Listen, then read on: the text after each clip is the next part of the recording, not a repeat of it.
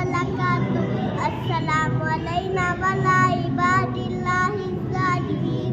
أشهد أن لا إله إلا الله محمد عبده ورسوله. اللهم صل على محمد وعلى آل محمد كما صليت على إبراهيم وعلى آل إبراهيم إنك حميد مجيد.